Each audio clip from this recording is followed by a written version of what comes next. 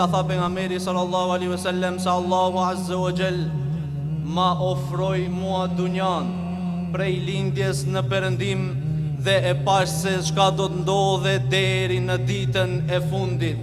Andaj tha pejgamberi sallallahu alaihi wasallam me një hadith: badiru bil a'mali fitanan ka qita'il layl muzlim. Tha shpejtoni në vepra të mira o ju musliman, para se të vi do fitne, do sprova, do lodhje, do brenga, sikurse ato copzat që binë në errësirën e natës.